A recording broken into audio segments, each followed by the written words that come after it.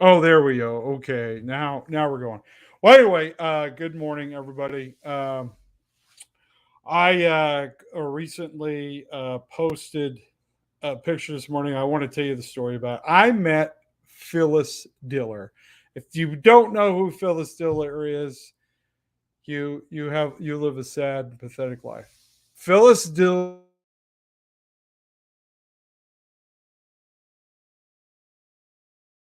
ever. She was a hoot. And I had the opportunity back, I think it was about 2007. I was working with a crew. We were doing a documentary film about the life of Larry Storch, who's also a very funny gentleman and he's still alive, living in New York City. You can follow his adventures. Anyway, so we went to interview her in her home in California, and it was surreal. Just and it was pretty funny because we show up. I believe it was her daughter or someone granddaughter who greeted us. She showed us where to film. Said Miss Diller will be sitting here. Please set up your cameras here because she only wanted certain parts of the house to be. She didn't want to show off the whole house, so we had the part of the house that they were willing to have on film. So we set up our cameras, got everything ready, and they said when you're ready, she'll come out. So we got everything going, and then she comes out and she's dressed to the nines. I mean, she is just she's Phyllis Diller. She's got Phyllis Diller on. She comes in and she starts teasing us, and she starts making fun of each of us, and it was just a delight. She was on. She was on. The best way to explain it. So she sits down we interview her. She tells stories about Larry. It was really just a delightful time. We spent about a couple hours with her, just interviewing, having a great time. And anyway, it was me and two other gentlemen. And as she was leaving, she said, "Where have you fine young men been all my life?" She was complimenting us, and pretty amazingly enough, I said, she says, "Well, where have you all been my whole life?" And I said, "Teething." And she laughed. She laughed really hard. And she gave the whole, ha, the whole Phyllis Diller laugh. She gave me the Phyllis Diller laugh, and she laughed at my. I made Phyllis Diller laugh. And to this day, is still considered my greatest accomplishment in comedy. I got to meet and make Phyllis Diller laugh. It was spectacular. Um, but anyway, recently I got to okay. So I was having audio issues earlier. Real life Steve Brule. Okay, I know I get compared to Steve Brule a lot, but I am not Doctor. This character has nothing to do with Brule's, and it's very anyway. Whatever. You people are nuts. Anyway, and I apologize. I don't. Okay, so the way the sun's coming in, it looks like my top of my head is glowing. This is pretty. This was not planned. The sun was in a different position when I started setting this all up. I didn't realize this was going to occur, but this actually looks pretty. I'm kind of digging it. Oh, threw that up there. I don't know why there's a hat popping up. What is going on here? Okay, that's cool. So okay, so what's going on this last week? I'm going to tell you. I'm going to kind of backtrack on some things that happened. I got to tell you about last week. Um, so I have this Jeep I bought several years ago. It's like $500, right, for this Jeep. And my plan was to just fix it up because it was running, it would drive, uh, it's $500. How can you beat that? So I picked it up, and to get it legal, I didn't have to do anything. It passed inspection, and I got it legal, and it was going good. A couple friends borrowed it because they needed a car, so it kind of floated around a little bit. But then when the whole pandemic COVID thing started happening, well, it got parked, and so I didn't do anything with it. And as it sat for a long time, just sat in my yard. And I was traveling; I was gone all the time, so I didn't really have time to work on it. And every once in a while, I'd get time. I'd be back in Connecticut, and I'd work on this car. And what had happened was it stopped running entirely. It started running rough before we parked it, but I didn't think I just thought I just needed a tune up, is what it seemed like. But it stopped running entirely. Like you couldn't turn it on. It would battery was charged up. You turn crank to it, crank the key. Nothing happened. It was just nothing. Nothing. The radio would come up. It had power, but it just wouldn't turn on. So I started going through all the things to figure out how to fix this thing. Eventually, I ended up taking it to a dealership, and they figured out that it was this. They said it was this fusible link thing. So anyway, I got it fixed, got it running finally. And then I found myself in a position where I needed to drive from Connecticut to Missouri for. And you saw the videos on that one. If you haven't, my stepfather passed away, and so I drove to Missouri to attend the services. And so anyway, so we're doing. I drive, and the car has no problem. It's got funky issues with the suspension, so I knew stuff was loose, but it was still drivable. It would shake a lot, especially the rear end would shake a lot. So we're driving. We're headed to Missouri. No problems driving to Missouri. No problems going to Utah. Getting on to Utah later on. So I get to Utah. It's driven fine. I have all the parts here. I had them delivered to Utah, so because I have a place where I could work on it. Well, anyway, I did some work on it. Got some things changed. Got the suspension. But anyway, one day I'm driving around, and this is last Monday. Last Monday. Now, mind you, I'm getting ready to go to California or later in the week, right? So I'm driving down the hill in Orem, Utah, and it will not accelerate. It won't drive. And the engine's still running, right? But it won't accelerate, right? So I pull off. I find a place to stop. I stop, and I turn it off. I thought, well, I'll turn it back on. Maybe that'll fix it. Sometimes it does. So I try to turn it back on. Nothing. So now I'm thinking I'm back to where I was before, because it won't crank. It won't do. It won't start. So I call AAA. Gentleman comes and picks me up, takes me to my in-laws' house in Lehi, Utah, or Saratoga Springs. Anyway, so we bring the vehicle here. That's where I'm at. I'm at my in-laws' place, which is why I got the black thing. So because I don't want to show their house. They didn't.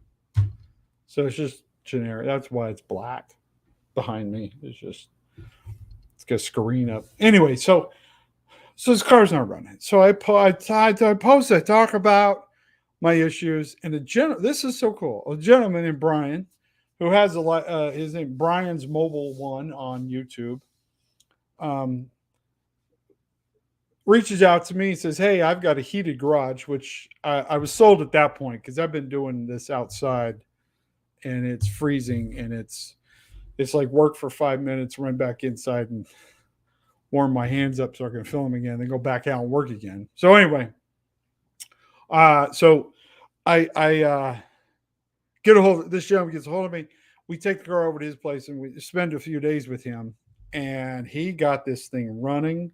He got this thing operating better than it's ever done, and it is running like a dream.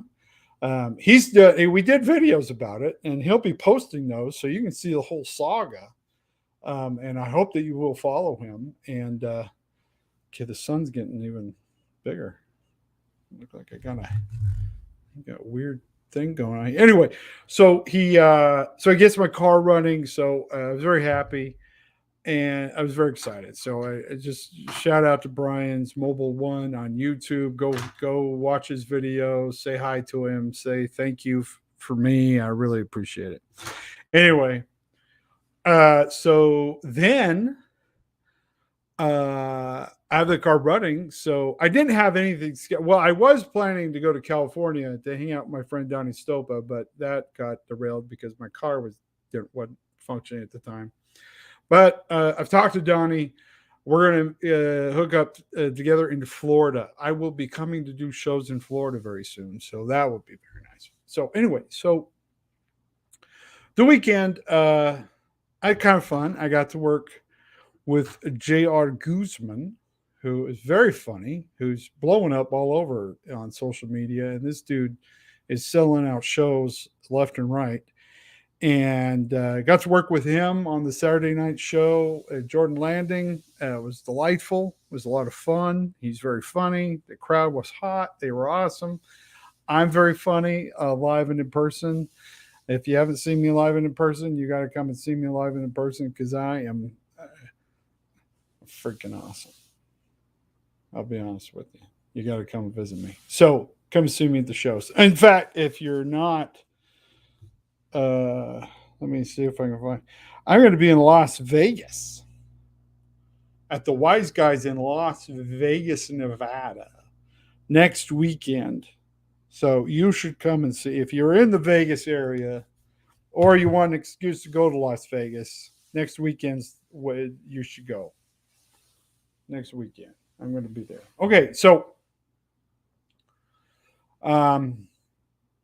so I do that show. Now here's the fun one. Sunday night, I go to Wise Guys downtown Salt Lake because my someone who I've gotten to know, Pauly Shore. If you don't know who Pauly Shore is, if you grew up in the '90s at all, you had anything to do with the '90s, you know who Pauly Shore is. He was MTV there for a few years. He was everything at MTV, and of course he's made a lot of movies. Still very, very, very. He's still selling out shows, still packing them in. Anyway, so he's doing a live, a one man show, talking about his life, and it's pretty interesting. I mean, this dude, got to consider, he was babysitters were some of the most famous people in comedy.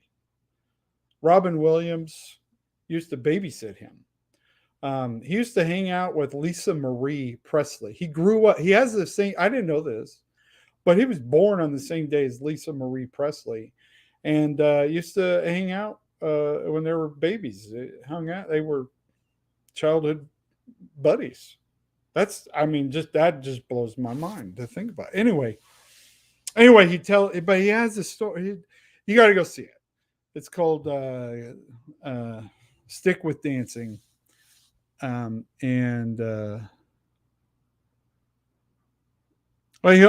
the Comedy Store in California.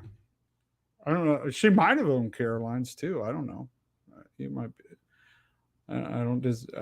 I can't not disagree with that assessment. Anyway, so he was raised in. You've got to go see this. You think it's crazy? He's living a crazy life. Trust me, you don't even know the half of it. You need to see his story. Anyway, besides that, so I'm there just to watch the show. That's all. I'm just there. I'm just an audience member. I go. If you're a comedian and you really want to get into it, you need to go and watch live comedy that you're not involved with. Go see a show that people you don't even know. Just kind of gives you a different perspective, helps you keep focused. Anyway, I go to the show. I'm there.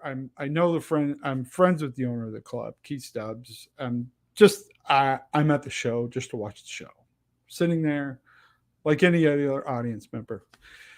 Josh, his opener, goes up, does a great job, and then introduces Pauly. And they start bringing up. And of course, no, it's a one-man show, so it's different than stand-up. It's got an audio-visual component. It's got music going on that's complimenting what he's talking about. He's got pictures and videos going on, all these cool things, right? And so as it starts, I'd been there earlier, helping set things up because they were working out the technical issues with interfacing with the projector and everything. And Paulie goes up, and nothing's happening. None of the stuff that's supposed to be happening is happening. And he goes up there, and he's very professional, so he knows what he's doing. He talks to everybody, and gets the crowd going, but says, "Hey, look, we're having some technical problems. I got to go back off stage and come back on because it's the timing and everything. So we got to get this worked out." So he's coming back off stage. So the audience is a little disappointed because they just saw Pauly Shore, and now Pauly Shore is not there anymore. So as he's coming off stage, the owner of the club, Keith, comes walking over to him and says, "Hey, why don't we put Rodney on stage until we get things figured out?" And then Paulie looks at me and goes, "That's a great idea." And then he introduced me. He says, "Hey, everybody, very funny gentleman is going to come on stage. Give it up for Rodney Norman." I don't even have time to even think about it. I just get up out of my seat and I run on stage, and I start doing some comedy, do a little, do some jokes for the good people, and had a great time. It was the audience was very receptive to me. I appreciated them. They were very kind. They laughed because I'm a very funny, very entertaining person, and audiences love and adore me. And so did my thing, and then when they give me an indication they were done, and so I got a hold of him. And I said, "Hey, ladies and gentlemen, give it up for Paul Shore." And then the show starts, and everything went off without a hitch. But it was just a crazy moment where you're sitting in the audience, all of a sudden, "Hey, go on stage." It was pretty cool. It was a fun moment. I enjoyed it immensely. Um,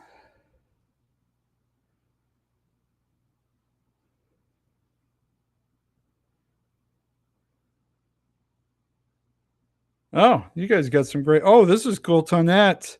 My dad was a local in Aspen in the 1970s. He said that Robin Williams was the funniest man alive. I don't disagree with that at all. He also said that Jack Nicholson was a bit creepy in real life. I've heard that as well. I've never met him, but I've heard he's a little weird. Most of those people, I've dealt with a lot. I've worked with a lot of famous people. Pauly Shore, Margaret Cho. Margaret Cho's a very nice lady. I met her at a weird time in her life, and she had just broken up with a boyfriend, and she was kind of having a weird social. Anyway, she's a nice person. But most of the people I've run into, I'll be honest with you, most of the famous people are actually really cool. Bobcat Goldthwait, totally cool.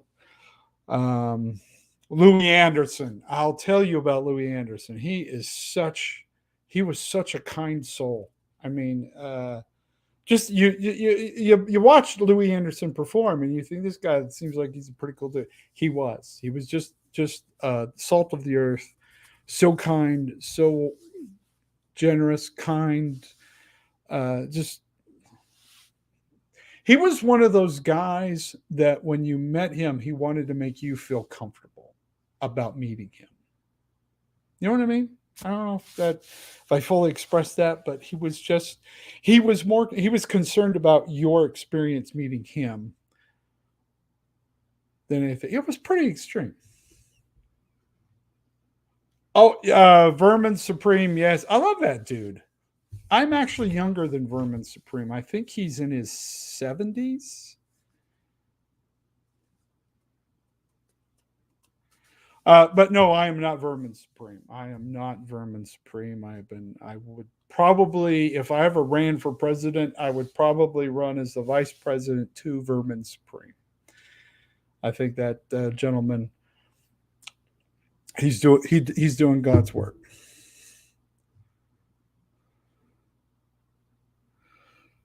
So anyway, so I've talked about Phylis Diller, talk about that. But currently, I am in Utah. I will be here for the until next week, and then I head to Vegas on Monday. I will be in Las Vegas all week. Oh, if you're in Utah right now, today, you would like to meet, you'd like to come say hi. I will be hosting the Wise Guys open mic tonight at the Downtown Club in Salt Lake City. Wise Guys Downtown. It's an open mic. Um, 30 some odd comedians be doing time. I'll do a little bit up front, but then I just introduce everybody. So you won't, I won't be doing a lot. I just get up there, get everybody pointed in the right direction, give them some rules, don't yell out crap, and here and we do the show. So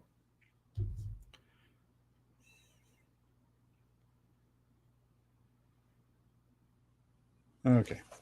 Um, I'm here in Utah.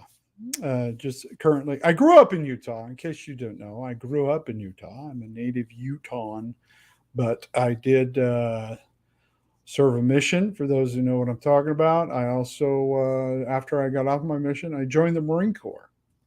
So I did 4 years in the Marine Corps. So I have been out of Utah a lot. I got married while I was in the Marine Corps, and then we moved to North Carolina. And over the years, we lived in North Carolina on two different occasions. We've lived in Missouri. We've lived in Utah a couple times, off and on. Lived in Texas. And for the most time, I've lived in Connecticut since about 2005. And people ask me all the time because I started making videos, especially when COVID started hitting. I had been making videos with that character, who I call him Leonard McCrunsky, in case you don't know. Is based off my grandfather, who was a social, kind of he was an alcoholic, and he used to get drunk, and he was always drunk, to be honest with you. And he would try to tell lessons to me and my cousin, who was about my same. He was just Jeff, who was just a year older. He would try to tell us lessons, and they were just these rambling craziness. And then he would tell us something brilliant, and I thought I loved it. And so he ends up. He died when I was 12 when he passed away, and so I always wanted to do something kind of to honor his memory, because he was such a big influence in my childhood. I loved the man, but and his faults. And anyway, later on, I would do kind of funny little vignettes and stuff about with him on stage. But finally, I saw a friend of mine doing videos one morning on Instagram, trying to give people hope and happiness, and inspire them to do great things with their lives. And his videos were getting absolutely no views whatsoever. And as I'm watching these videos, now they're he had something great to say, but nobody was listening. And I thought, you know what I'm going to do? I am going to make my character the world's greatest, the world's worst motivational speaker. And so that's how it all started. Little did I know that these videos would somehow or another start connecting with people. And it really was a glorious time when all of a sudden people started to notice my videos. And man, it was pretty humbling, to be honest with you. And it's been fun. I've been just making the videos and espousing the philosophy that I've lived my life with. If you want to know exactly what the philosophy is, I'll be honest with you. It is Stoicism, primarily. Kind of so we say Stoicism with a Christian bent, I guess, is the best way to explain it. Christian Stoicism. And I enjoy making the videos, and just being with this character. I'm able to say things in a way that are just delightful. I love this character, and I enjoy making all of your voicemails for your people on TikTok. That's been it's been a lot of fun getting to do those. And I just want to say thank you for your generosity. All those of you who have sent me money, even the ones who didn't get a personalized one, they'll use the general ones. You guys have been sending me money on Venmo and Cash App, and just to support me. I thank you very much. It's I appreciate it profusely. But more to come. I'm going to be doing these lives more often. We'll be talking about philosophy. We're talking about history. You're just going to have some fun and I don't really do a whole lot of current events, mostly because, well, everybody else is doing current events. And I figure if you're going to come and sit and watch me and my glowing hair, this is getting more glorious as the day. This is, I probably shouldn't wear red. I look like, I am a Santa Claus, by the way. I do that as well, but I look more Santa-y right now. Anyway, I have plans for the day, but I just wanted to tap in, say hello. I'm going to be doing more of these as time goes on. Be doing a regular podcast, and but anyway, say thank you, everybody, all of you guys. I am trying to set up more shows. I am doing more shows. I'm going to be doing shows in Tulsa, Oklahoma soon. If you follow me on Facebook, you'll see that I've posted them a couple times in different places. But um, I am I'm getting out there. I'm getting out there. I'm still old looking, and so most people just don't have anything to do with me because I'm an old person, which is fine. I don't really care. You don't want anything to do with me, then I don't want anything to do with you either. It's your loss, there, fella, or ma'am, or whatever. So, oh, thank you all. And again, thank you all for the comments. Thank you, everything across all the various platforms. I've joined StreamYard. This thing is pretty cool. I'm going to get better at this. I'll do graphics. We're going to have pictures. I'll get so that my hair's not glowing white. This is weird. Some of my hair's glowing, Marcus. Yeah. Anyway. Anyway, so I got things to do. We're moving today. My son's we're going to take a truck and go pick stuff up and move it around today. So if you see me around Utah and Salt Lake County today, stop, say hi, give a wave. I'll be driving a big blue Dodge pickup truck. Anyway, okay, everybody, y'all have a super freaking awesome day. Remember, what other people think about you doesn't matter, and go live your dreams and have a glorious and spectacular existence. And I'll see you back here tomorrow, possibly. I think. Okay. Bye.